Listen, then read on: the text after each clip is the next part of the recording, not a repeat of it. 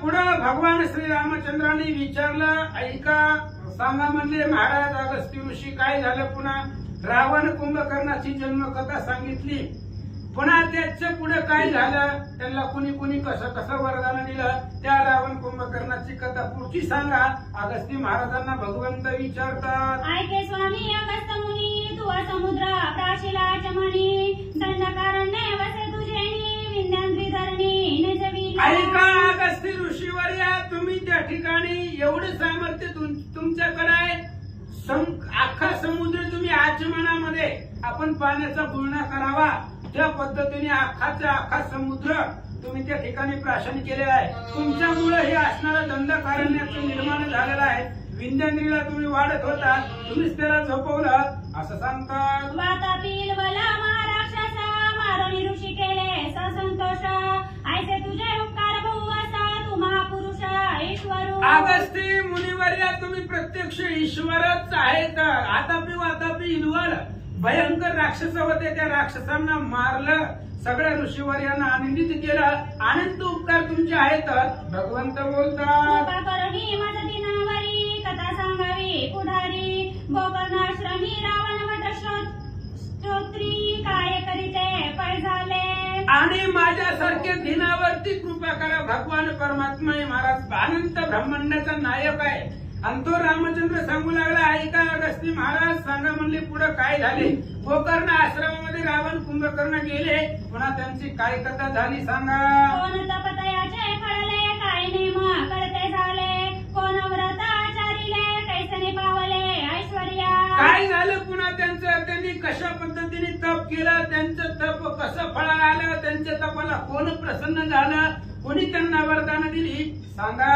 आधीच कथा रामायण त्यावरी तुमच्या मुखे निरूपण आधी श्रवणाचे भाग्य गहन धनीवरी पान करीन मी. अहो भगवंत, आधीच रम्य असणारी रामायणाची कथा आहे. रामायणाची कथा गोड आहे, त्याच्यामध्ये तुमच्यासारखे असणारी सुवक्ती आहेत.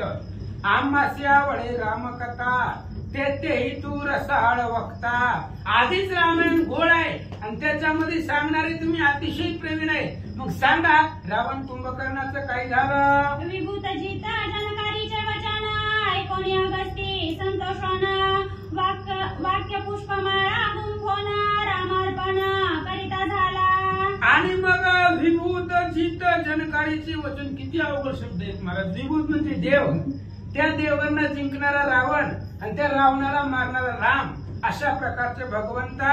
त्या भगवंताचं बोलणं अगस्त्य महाराजांनी ऐकलं आणि वाक्यरूपी माळा अगस्त्य ऋषींच्या गळ्यामध्ये घातल्या आणि काय सांगू लागले ऐका.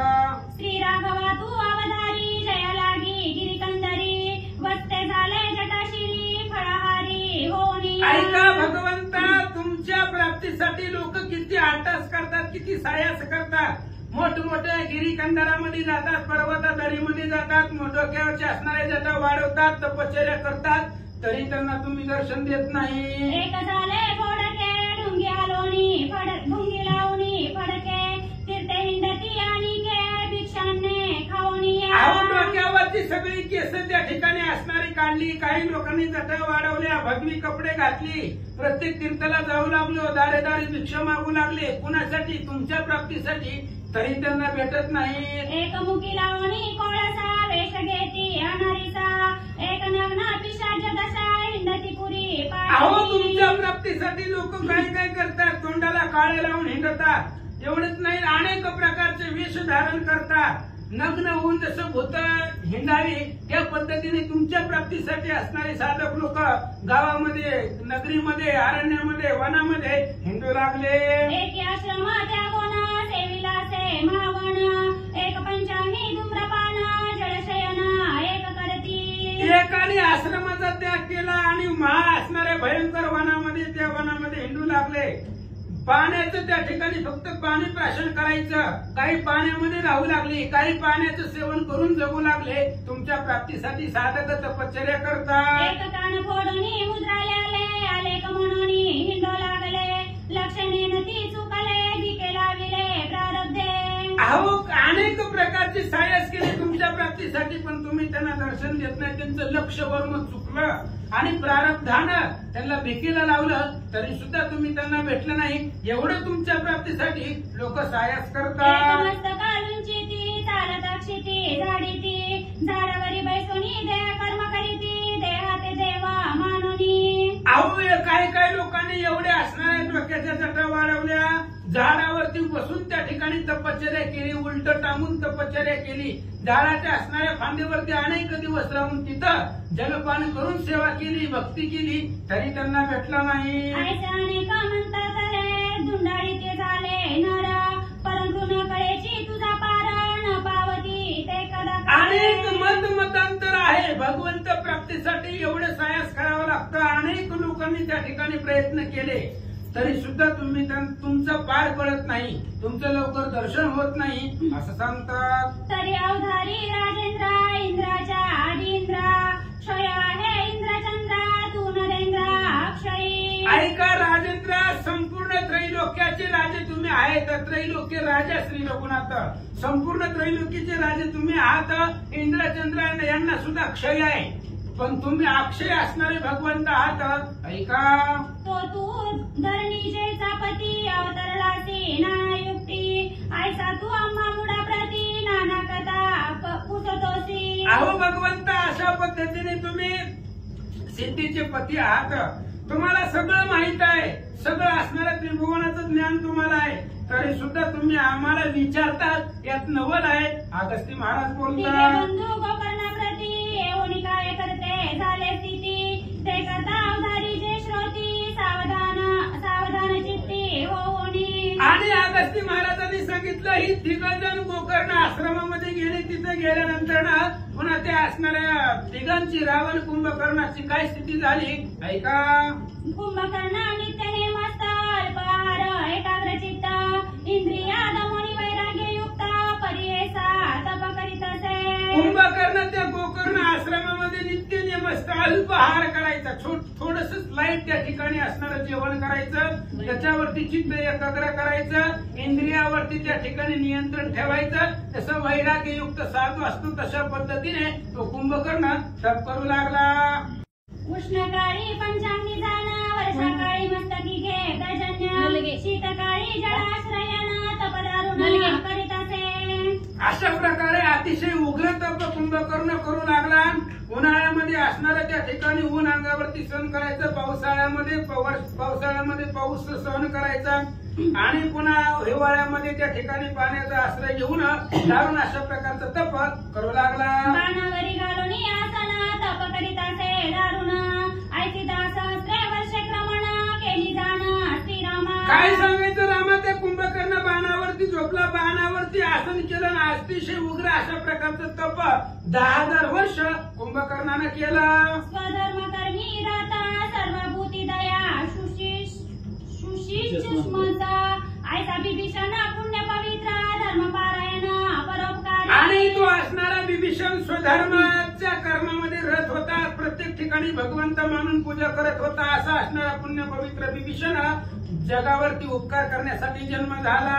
परोपकार एवढे तप नाही श्रीरामा निश्चित जे करावी ते पीडा करीत पाप अद्भुत अंत नाही. भगवंत जगामध्ये पाप आणि पुण्याची व्याख्या अशी आहे, दुसऱ्यावरती उपकार करणं हे तप आहे, हेच पुण्य आहे. आणि दुसऱ्याला त्रास देणं, दुसऱ्याला पीडा करणं याच्यासारखं पापच जगामध्ये दुसरं नाही. ऐसा बिभीषण पुण्यमूर्ती 5 वर्षे तपस्थिती एका पायावरी निभूती श्री रघुपती कर्मी. असा असणारा पुण्याची मूर्ती बिभीषण, त्या बिभीषणाने एका पायावरती उभा राहून 5,000 वर्ष तपश्चर्या केली. तपदे कोणी दारुण स्वर्गी देवाभयाचे भान ते अप्सरा येऊन नृत करीत्या पै झाल्या. आणि हे असणाऱ्या बिभीषण रावण कुंभकर्णाचं तप बघितलं, स्वर्गातल्या इंद्राधिक देवांना चिंता वाटली. तपाच्या सामर्थ्यानं आपापलं स्वर्गलोक घेतील म्हणून अप्सरा तिथं येऊन नृत्य करू लागल्या. बिभीषणाची तपस्थिती देखुनी देवा पुष्पे वर्षिती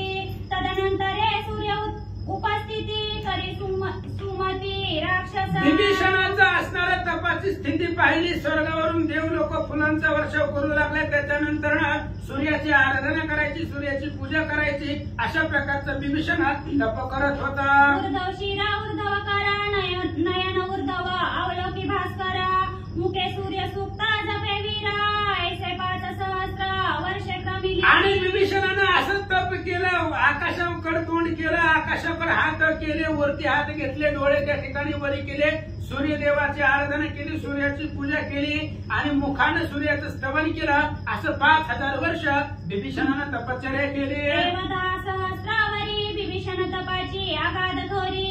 तदनंतरे श्रीरामा तुझा वैरी त्याच्या तपाची थोरी तू ऐका. अशा पद्धतीने कुंभकर्ण आणि विभीषणाने दोघांनी सुद्धा त्या ठिकाणी 10,000 वर्ष तपश्चर्या केली. त्याच्यानंतर तुमचा मुख्य वैरी रावण, त्या रावणानं कशी तपश्चर्या केली सांगतो ऐका. 10 सहस्र वर्षेपर्यंत निराहारी तप करीत 1 सहस्र वर्ष होता तेता अग्नित ओमित शिर एक. रावण भगवान परमात्मा ऐका म्हणले. ह्या असणाऱ्या कुंभकर्ण विभीषणापेक्षा रावणाचं उग्र तप होतं. 10,000 वर्षापर्यंत तपश्चर्या केली, निराहारी केली, 10,000 वर्ष निराहारी राहिला. त्याच्यानंतर ही प्रत्येक 1 वर्षानंतर आपलं एक मुंडक त्या ठिकाणी कापायचं, त्या अग्नीमध्ये त्या ठिकाणी समर्पित करायचं. अशी तपश्चर्या 10,000 वर्ष करू लागला. ऐसे 9 सहस्र वर्ष क्रमिली 9 शिरे अग्नित हविली. 1 शिर उरले मौळी 10 सहस्र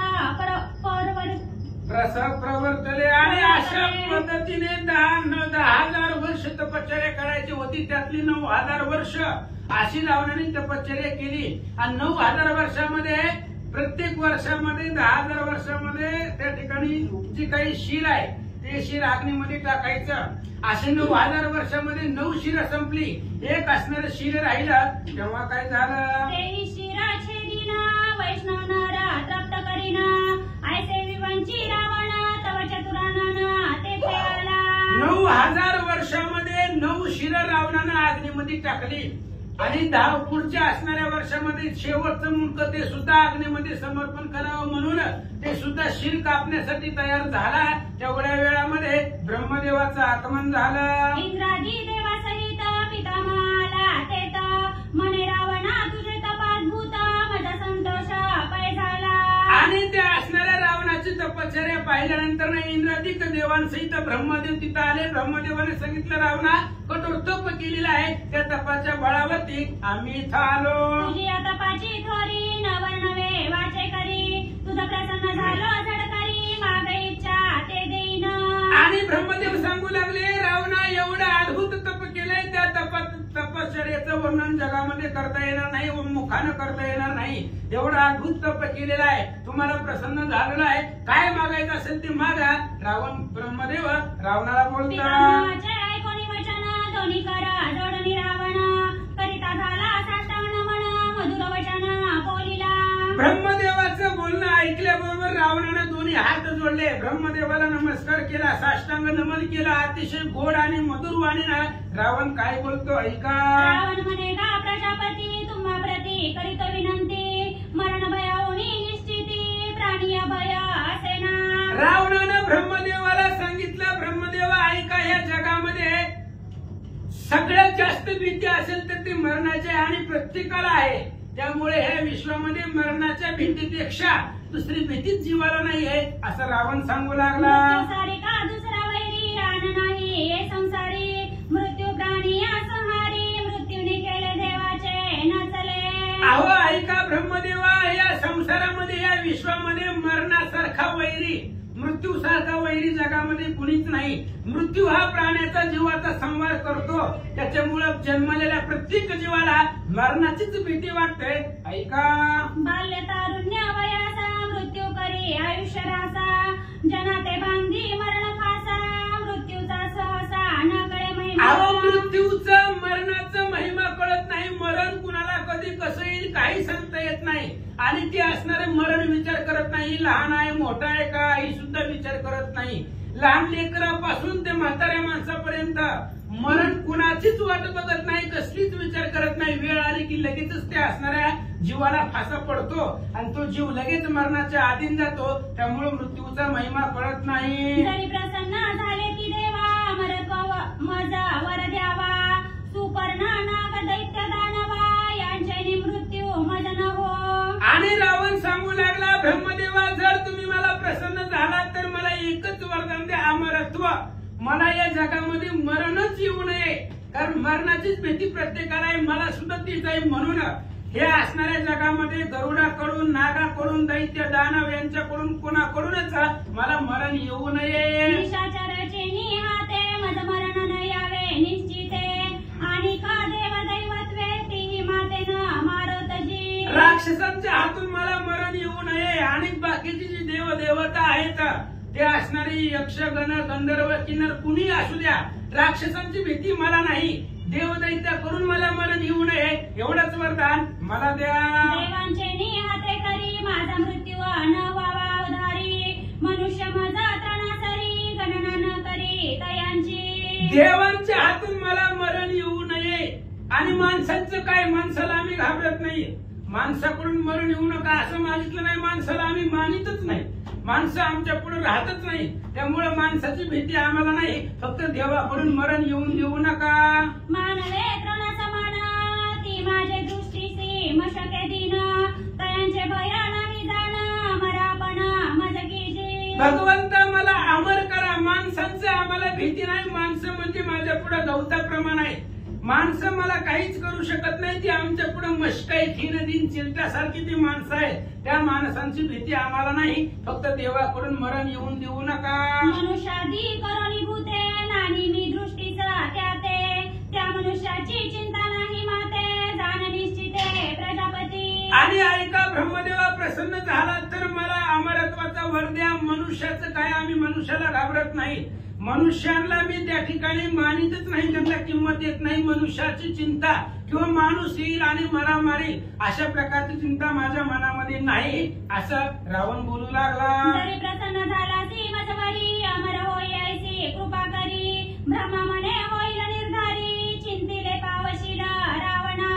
ब्रह्मदेवा जर आमच्यावरती प्रसन्न झाला तर अमर होण्याची आमच्यावरती कृपा करा, अशा प्रकारचं वरदान मला द्या. ब्रह्मदेवाने सांगितलं, जे जे मनामध्ये आता विचार केलाय ते सगळं तुला प्राप्त होईल. इतुकियांचे हाते तत्वता, मरण तुझ नव्हे लंकानाथा, सत्यमानी मम वाक्यार्था, अमर तत्वता तुझ केले. रावणा, तू आता ज्यांची ज्यांची नावं घेतली त्यांच्या हातून तुला मरण नाही. आता तू सगळ्या देवलोकांचं, नाग पन्नगाचं, गरुडाचं नाव घेतलं, ही तुला मारणार नाही. त्याच्यामुळे तुला जसं पाहिजे तसं वरदान दिलेलं आहे, अमर होशील असं ब्रह्मदेव सांगू लागले. श्री रघुनाथा प्रजापतीने विंदाना करुणी तत्वता, वर दिदला लंकानाथा भविष्यता जाणुनी. आगस्ती सांगू लागले, भगवंता ब्रह्मदेवानं विंदाने केलेलं आहे.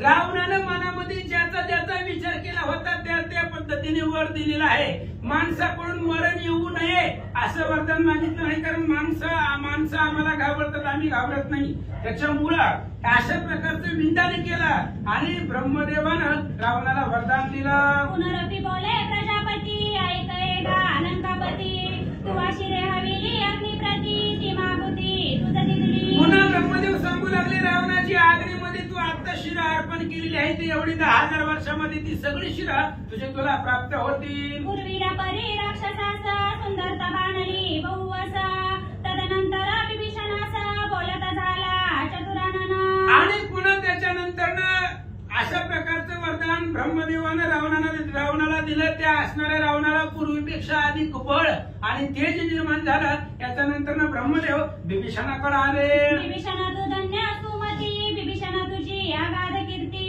विभीषणा तुझी शुद्ध तपस्थिती, अत्यंत चित्ती सुखावल. ब्रह्मदेव बोलू लागले, विभीषणा धन्य असणारी तुझी तपसंपत्ती आहे, धन्य तुझी आगाध कीर्ती आहे, धन्य तुझा असणारा महिमा आहे. असं तुमच्या दर्शनानं, तुझ्या असणाऱ्या महिमेनं, तुझ्या भक्तीनं प्रसन्न झालो. विभीषण तुझे निष्काम तप, विभीषण तुझा धन्य जप, विभीषण तू निर्विकल्प सुख मुख मज झाले. आणि विभीषणा तुझं असणारं धन्य अशा प्रकारचं तप आहे. तप कशासाठी आहे? निष्काम आहे. तप करण्याच्या पाठीमागे कोणतीही कामना नाही. धन्य असणारा तुझा जप आहे. तू निर्विकल्प आहे, कुठलाही विकल्प तुमच्या मनामध्ये नाही. तुम्हाला बघून आनंद वाटला. जोवर मागसी हे समयी तो मी देईना जाण निश्चयी, विभीषणे मस्तक ठेविला पायी, काय ते समयी बोलता.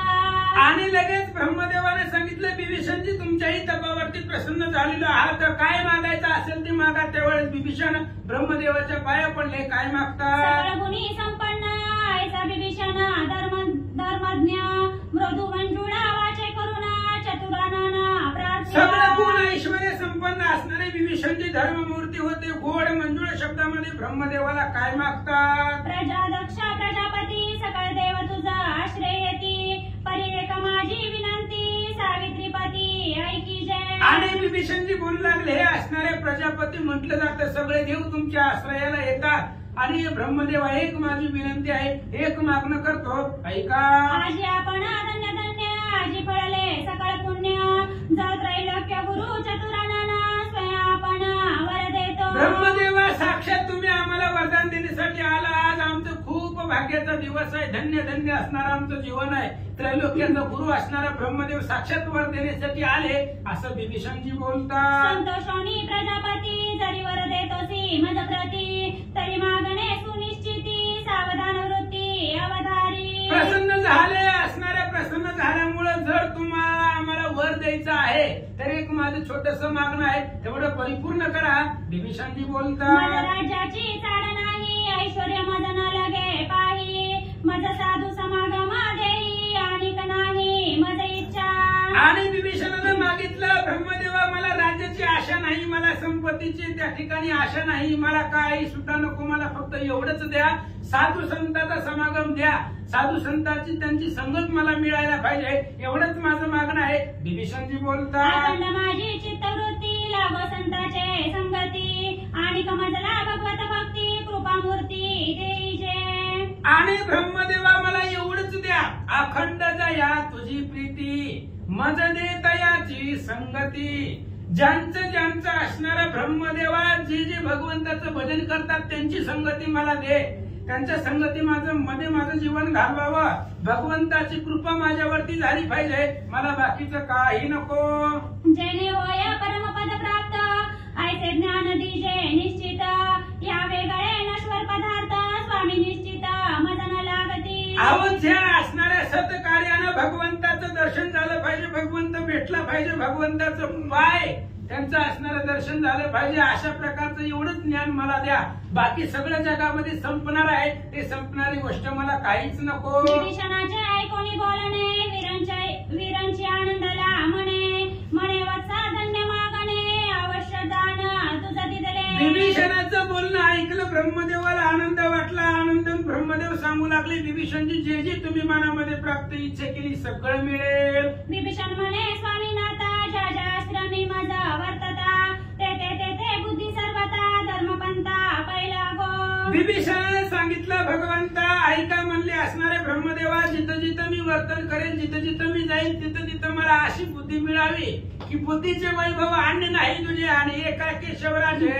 सकळ सिद्धी. बुद्धीचं दुसरं काम नाही, फक्त भगवंताची भक्ती हेच बुद्धीच्या ठिकाणी, एवढेच मला द्या असं ब्रह्मदेवाला बोलतात. गुरु वेगळी ब्रह्मप्राप्ती होय ऐसी कृपा करी निश्चिती माझा गुरु तुझी प्रजापती मी मंदमती अज्ञान. आणि विभीषण सांगू लागले, ऐका प्रजापती, गुरु शिवाय ब्रह्मप्राप्ती, गुरु शिवाय भगवंत मिळावा एवढंच असणारा आमच्यावरती कृपा करा. माझे असणारे गुरु तुम्हीच आहात, माझं सर्वस्व तुम्हीच आहे, मी मतमंद अज्ञान आहे, मला भगवंताची भेट होईल एवढी बुद्धी आम्हाला द्या. परमोदारा चतुरानना माझी बुद्धी सद्वासना लागो श्री हरीच्या भजना आणि कमना नावडे. हे असणाऱ्या ब्रह्मदेवा, माझी जी बुद्धी आहे ती असणाऱ्या बुद्धीमध्ये सदोदित चांगले विचार यावे, दुर्बुद्धी ते म्हणा कदानुपजे नारायणा आता मज ऐसे करी तुझे पाय चित्ती धरी. मला दुसरं बाकीचं काही सुद्धा नको, माझं मन भगवंताच्या भजनाला लागावं, मला दुसरं काहीच आवडत नाही, एवढंच मला द्या. विभीषणजी बोलतात. पुनरुक्तितो प्रजापती ऐकोनी विभीषणा वचनोक्ती आनंद संडला चित्ती काय मागुती बोलत. पुन्हा असणाऱ्या ब्रह्मदेवजी विभीषणाला बोलू लागले. विभीषणाचं बोलणं ब्रह्मदेवानं ऐकलं, आनंद निर्माण झाला. परत ब्रह्मदेवजी काय सांगतात. आगाये वत्सावधारी जे चिंतशील मना माझारी ते ते पावसील. मधवाक्य ते पावसील मध्वारी करे. ऐका म्हणले असणाऱ्या विभीषणजी, ऐका जे जे मनामध्ये तुम्ही चिंता केलेली आहे ते सगळं मी आता जे काही तुम्हाला बोलणार आहे त्या वरदानामध्ये सगळं तुम्हाला प्राप्त होईल. जे जे तुम्ही मनामध्ये कामना केलेली आहे ते असणार आहे माझ्या वरदानानं तुम्हाला प्राप्त होईल. अमरत्व तू पावसी वैर्याते त्रास देसी स्वधर्म कर्मी रतवासी प्रतिपाळीसी आश्रम धर्म. आणि तुम्हाला अमरत्व आहे, तुम्ही त्या ठिकाणी अमर होचाल. वैर्यांना त्रास तुम्ही देचाल, जे काही वैर आहे त्यांना तुमच्यापासून त्रास होईल. स्वधर्मानं त्या ठिकाणी तुम्ही राहताल आणि तुमचं जे काही असणारी प्रजा आहे ती प्रजा आनंदानं पाळताल असं वरदान ब्रह्मदेव देतात. तदनंतरे चतुरानन मिळून समस्त देवगण जेथे होता कुंभकर्ण तेथे आले समस्तही. अशा प्रकारे त्या असणाऱ्या रावण आणि विभीषणाला वरदान दिल्यानंतर सगळे देवलोक ब्रह्मदेव जिथं कुंभकर्ण तप करत होता त्या कुंभकर्णाच्या जवळ आले. प्रजापती कुंभकर्णाला वर देतोसे जाणून सकळ सुरवर अकर जोडून प्रार्थू लागले ब्रह्मया. आणि सगळ्या देवलोकांनी पाहिलं आता ब्रह्मदेवजी कुंभकर्णाला वर देतात. तेवढ्या वेळ रावणाला दिलं, देऊन दिलं, विभीषणाला दिलं, जाऊ द्या म्हणले, पण कुंभकर्ण धिप्पाड शरीराचा आहे, ह्याला जर वरदान मिळालं तर काही काहीतरी सांगता येत नाही. म्हणून सगळे देवलोक ब्रह्मदेवाची विनंती करतात. चतुर्वक्त्राष्टनेत्रा विचारी जे पात्रा पात्रा तू करी सकळांचा अधिष्ठात्रा भूत भविष्य जाणसी. कुंभकर्णाला वर द्यायला चालल्यानंतर देवलोकांनी सांगितलं ब्रह्मदेवा तुम्ही जरा विचार करा, पात्र अपात्राचा याचा विचार करा. अहो तुम्ही सगळ्यांचे पालन करते आहात, तुम्हाला प्रजापती म्हटलं जातं, भूत भविष्याचं ज्ञान तुम्हाला सर्व आहे, जरा विचार करू ना वरदान द्या. राक्षस दुष्ट दुर्मती वर्ण द्यावा या प्रती येणे बक्षिले प्राणी नेनो किती ऋषी सहित असंख्य. ब्रह्मदेवा ह्या कुंभकर्णाला वर देऊ नका, कारण हा राक्षस दुष्ट दुर्मतीचा आहे. ह्यानं असणाऱ्या किती ब्राह्मणाला गिळलेला आहे, खाल्लेला आहे. त्याच्यामुळे ह्याला जर वरदान दिलं तर संपूर्ण सृष्टीचा नाश करण्याची ताकद याच्याकडे आहे असं देवलोक बोलतात. येणे तपोधन बक्षिले येणे देवाचा त्रास दिदले याचे निर्देश उद्ध्वस्त झाले मार्ग खुंटले मार्गस्थांचे. अहो ऐका ब्रह्मदेव आई असणाऱ्या कुंभकर्णानं जी काही तप करणार आहे त्यांचं भक्षण केलेलं आहे, देवादिकांना त्रास दिलेला आहे. या कुंभकर्णामुळे देशच्या देश उद्ध्वस्त झालेले आहे. या कुंभकर्णामुळे सगळं भक्ती मार्ग खुंटलेला आहे. म्हणून कुंभकर्णाला वर देताना थोडा विचार करा. धर्मी महापातकी याते वर्ण द्यावा हे बुद्धिनिकी प्रलोभावा मावा करुणिनिकी जेणे विघ्न टळे त्रैलोक्या. ऐका ब्रह्मदेवजी हा कुंभकर्ण अधर्म महापातकी आहे, अधर्म करणारा आहे, महापापी असणारा कुंभकर्ण आहे. ह्याला वरदान न देणं हीच बुद्धी आहे. आता बुद्धीचं वैभव काय आहे, ह्या कुंभकर्णाला वरच द्यायचं नाही, काहीतरी माया करायचं, बोलण्यामध्ये गुंतवायचं आणि संपूर्ण सृष्टीवरती येणारं संकट टाळायचं. एवढंच कर्तव्य तुम्ही करा. देवलोक बोलतात. कोणी देवांची विनवना चिंता दूर चतुरानन काही बुद्धी न चले जाण तव सरस्वती आपणा तेथे आली. सगळ्या देवांचं बोलणं ब्रह्मदेवानं ऐकलं. ब्रह्मदेवाला विचार पडला वरदान तर द्यावंच लागतं, ह्यांनी तपश्चर्या केलेली आहे आणि वरदान आपल्याला जर दिलं नाही आपण तर आपल्याला उणेपणा येईल. द्विधा संकटामध्ये ब्रह्मदेव पडले. तेवढ्या वेळामध्ये सरस्वती मातेचं आगमन झालं. जोडोनी कर ब्रह्मतनया बोले स्वामी आव विधातया तुम्ही कोण चिंता कवण कार्या ते मज प्रती सांगत जय. आणि ब्रह्मदेवाला चिंतेमध्ये पाहिलं सरस्वती देवी तिथं आल्या. सरस्वतीनं ब्रह्मदेवाला हात जोडले आणि सांगितलं विश्वाचे नाथ तुम्ही आहात, काय तुम्हाला अडचण आहे, काय तुमच्या मनामध्ये चिंता आहे मला सांगा. तुमची मी आज्ञाधारी जय सांगाल ते वंदिन शिरी तव बोले विधाता तयावसारी आओ सारी जय परियेसी. सरस्वतींनी सांगितलं ब्रह्मदेवा मी तुमची आज्ञाधारी आहे, तुमच्या नित्यांकित आहे, तुम्ही जे जे सांगाल ते सर्व मी करील. त्यामुळे काय तुम्हाला आता त्या ठिकाणी काय अडचण आहे मला सांगा. कुंभकर्णाचे जीवे बरी तू अभैसावे कुमारी देवांचे मनोरथ पूर्ण करी जीवाधरी तयाची. आणि त्यावेळेस ब्रह्मदेवानी सरस्वतीला सांगितलं ऐक म्हणली सरस्वती ही कुंभकर्ण आहे आणि या कुंभकर्णाच्या जिभेवरती जाऊन तू बसायचं.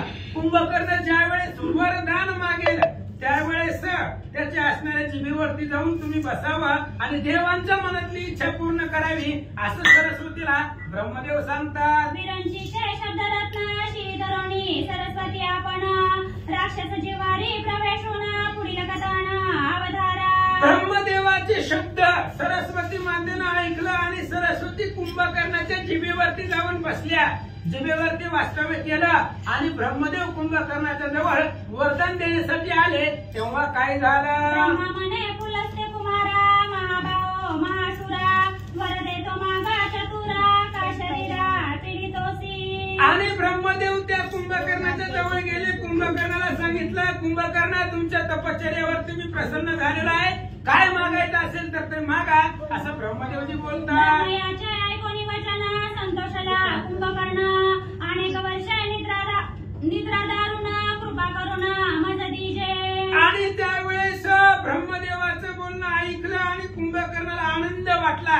कुंभकर्णाने सांगितलं, हे अनेक वर्ष मी तप केलेला आहे आणि त्या तपाचा परिहार घालण्यासाठी अनेक वर्ष मला निद्रेचं वरदान द्यावं, असं कुंभकर्ण मागू लागला. भविष्य स्थिती वचने चतुरानन बोलिला हा सोनी म्हणे सुरवर आनंदले तेने तपोदन संतोषले. आणि कुंभकर्णाला मागायचं होतं वेगळं, पण ती सरस्वती जिभे मातेवरती सरस्वती माता जिभेवरती बसल्यामुळं भविष्याचं स्थितीचं कथन जाणून लगेच ब्रह्मदेवानं तथास्तु म्हटलं. ह्याने सांगितलं मला अनेक वर्ष निद्रा मिळावी आणि सरस्वती माता असल्यामुळं त्याच्या मुखामधून निद्रा शब्द बाहेर पडला. तेच वरदान ब्रह्मदेवानं त्याला दिलं. त्रैलोक्याचं संकट टळलं. आपापल्या स्वस्थानाला देवलोक गेले. राक्षस मुखातून सरस्वती गेली आपुल्या आश्रमाप्रती पुढे देवासह प्रजापती गगनोदरी प्रवेशले. आणि त्या राक्षसाच्या जिभेवरती बसली सरस्वती तिनं तिचं काम केलं. ती निघून गेली. गेल्यानंतर ना पुन्हा सगळ्या देवांसहित ब्रह्मदेव आपापल्या स्वस्थानाला निघून गेले. तदनंतर कुंभकर्ण मना माझी करी विचारण प्रसन्न झाला चतुरानन कायम आपण मागितले. आणि पुन्हा घडून गेल्यानंतर ना पुन्हा कुंभकर्णाला वाटलं काय मागितलंय आपण, झोप. झोप मागण्यासाठी एवढी तपश्चर्या केली होती का? आपलं सगळं वाया गेलं. आजपर्यंत एवढं 10,000 वर्ष तपश्चर्या केली, सगळं वाया झालं. ब्रह्मदेव आपल्याला भेटले पण त्याचा काही उपयोग झाला नाही. कुंभकर्ण विचार करू लागला. दीर्घ निद्रा मागितली मज ते समयी भुली पडली किंवा देवी मोहिनी प्रेरिली काय झाली गती न कळे. कुंभकर्ण विचार करू लागला, काय वरदान मागितलंय मी?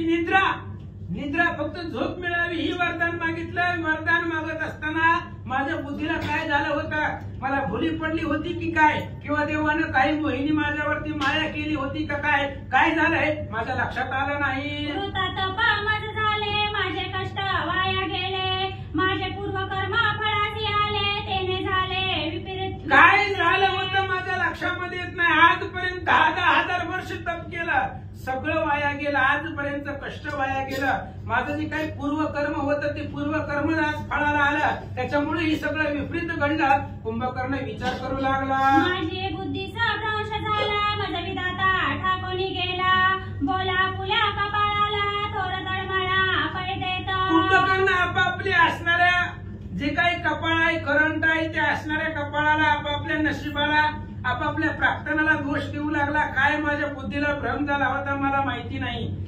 ब्रह्मदेव त्या ठिकाणी ठकून गेले, फसवून गेले. आता आपणच आपल्याला दोष देत बसायचं, असं कुंभकर्ण विचार करू लागला. देव बंधू तिघे जण वरद पावनी संपूर्ण तिन्ही तेत्राग्नी समान श्लेष्मांत कवना जाते झाले. अशा पद्धतीने तिघेजण भाऊ रावण, विभीषण आणि कुंभकर्ण यांना वरदान मिळालं. वरदान मिळाल्यानंतर पुन्हा श्लेष्मांतक नावाचं वन आहे आणि त्या वनामध्ये तिघजण निघाले. श्लेष्मांतक वन कैसे जेते भोकरी बहुवसे फळी फुली क्रीडिती वायसे तया प्रदेशी राहते झाले. ते श्लेष्मांतक वनामध्ये गेले. त्या वनामध्ये फळं फुलं सुंदर अशा प्रकारचे त्या वनाला भर आलेला होता आणि त्या प्रदेशामध्ये तिघजण गेले. एका जनार्दना शरण तयावनी रावण कुंभकर्ण विभीषणा समवेत जण सुख संपन्न क्रीडिते झाले. आणि ग्रंथकर्ते एकनाथ महाराज गावबा काका आपल्या एकनाथ महाराजांना जनार्दन स्वामीला शरण जाऊन सांगतात. त्या श्लेष्मांतक वनामध्ये रावण, कुंभकर्ण, विभीषणजी आल्यानंतर त्या वनामध्ये आनंदाने राहू लागले, क्रीडा करू लागले. पुढे त्यांची काय कथा झाली लक्षपूर्वक ऐका. स्वस्ती श्रीभावार्थ रामायणे उत्तरकांडे एकाकातिकया रावणादी वर प्रधान नाम 10वा अध्याय. गोड श्रीकृष्ण